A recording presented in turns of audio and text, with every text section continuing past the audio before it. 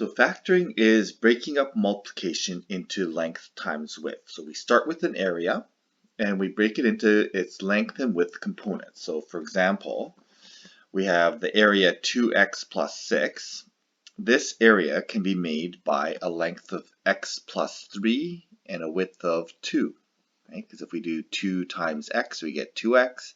2 times 3, we get 6. So factoring quadratics is the same thing. We're starting with an area and we're breaking it up into length and width. Okay, so if I have x squared plus 5x plus 6, this 5x has to be made from these two parts here, okay, across this diagonal. And in order to have the 5x match the factors, okay, we know that we have to have an x length here and an x length here to make my x squared. The constant term 6 has to be made from some number here and some number here multiplied together. And they have to give us these areas of 2x and 3x. Okay, so the only way this can happen is we can use 1 and 6, but that will not give us the 2x and 3x. So in order to get the 2x and 3x, we have to have a plus 3 here and a plus 2 along here. Okay, and then that gives us our factors, which are our length and width. So we end up with x plus 2 and then x plus 3. Okay, so the idea then is we need to find two numbers that multiply to the 6 here and add to the 5 along here. Okay, so then 2 and 3 become our factors. So we can do the same thing here. We're basically looking for, okay, so we have an x squared and we have a minus 12. And really the problem is the middle. It's how do we split the middle? And we're looking for two numbers then that multiply to negative 12. And when we add them together along the other diagonal, it adds to positive 4. So our factors of 12 are going to be 3 and 4. Well, they don't work. 2 and 6 will work. So if I have negative 6x, positive 2x, there's my area of, sorry, it's got to be the other way around. So I've got my negative 2x and positive 6x. That's going to add up to my positive 4. So if I have a plus 6 here and a minus 2 here, we multiply to negative 12 and get the x areas along the other diagonal. So now we have our factors. X plus 6, x minus 2. Okay. So using algebra tiles is really the same thing. It's just we have our area here. We have 2x squareds.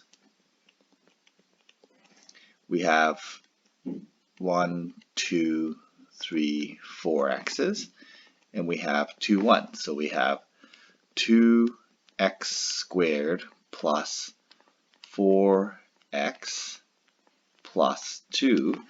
So we can factor this as factors to 2x along the 2x plus 2 along the horizontal and 1x plus 1 along the vertical.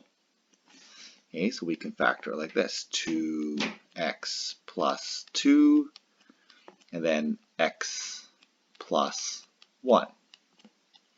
Now this is not fully factored because there's still a common factor of 2. So we end up with 2x plus 1, x plus 1. Now we could have factored the 2 out first, and probably should have. And if we factor the 2 out first, notice that what we would have ended up with is we would have ended up with 2 squares of x plus 1 and x plus 1. Okay, so algebra tiles are really just the same as the area model. This is just showing each piece of the area. So really in the end, we're probably not going to use algebra tiles. We probably want to use area, but make sure you understand how the algebra tiles work.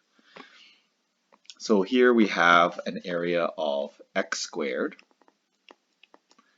plus 4 minus x minus x. So we have minus 4x's and plus 4 ones. So it looks like this. We have x squared minus 4x's plus 4. And we can see that the factors are going to be x minus 2, so minus 1, and x minus 2, minus 1. And again, it's a square, so we can just write it as x minus 2 squared, since it's a square shape.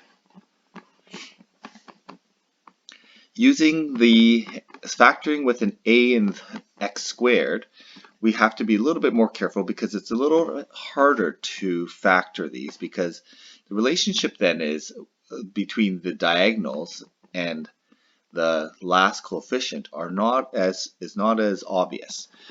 Now the property that we really should use is this property here, and it's the property that always happens when we have any kind of grid multiplication. Okay, so if I do 12 times 15, I can write it like this, and I get 100, 20, 50, and 10. And this diagonal product is going to be 1000. And the other diagonal product is also equal to 1000. So this is a property of grid multiplication, that the cross diagonals, the products are always equivalent to each other. So we can use this property here to help us figure out the split. How do we split up the 5x? Well, if I take this diagonal product, I get 6x squared.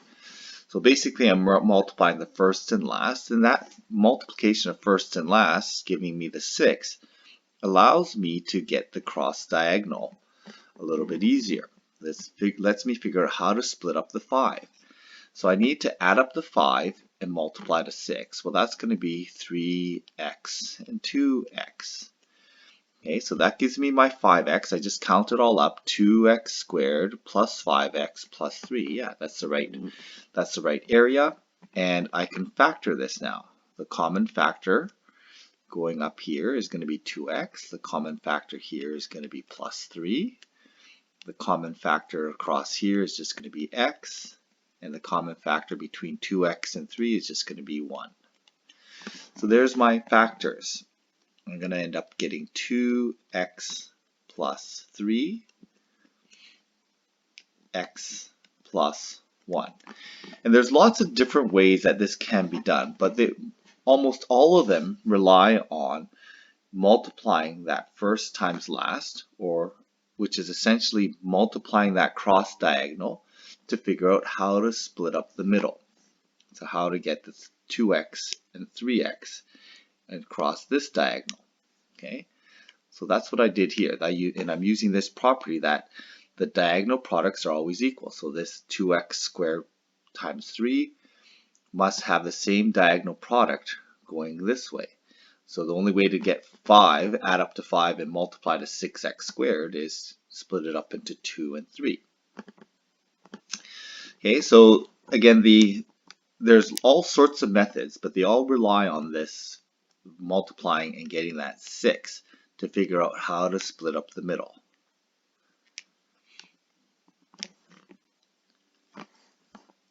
So let's do one more of these. So here I'm going to draw out my area. So I know I have 5x squared here, a plus 3 here. My diagonal product is 15x squared. Okay, so I need a diagonal product here that gives me 15 and adds up to 8. So I have to split up the 8 into 3x and 5x. That gives me my 15x squared. Now I have common factors that I can factor out. Vertically, there's 5x here. There's plus 3 here. Horizontally, there's going to be x and 1. So my factored form of this is going to be 5x x plus 3 x plus 1. Okay, so again, it's important to be able to factor all these. Now, how you do it really, I'm not too concerned with. It's the fact that you need to be able to do this accurately and efficiently. Okay, because you're not going to be marked on the factoring. However, if you factor incorrectly, you won't be able to get the rest of the problems right, and you'll run into lots of problems if you can't factor correctly. And because we're doing so much factoring, you need to be able to do it efficiently as well.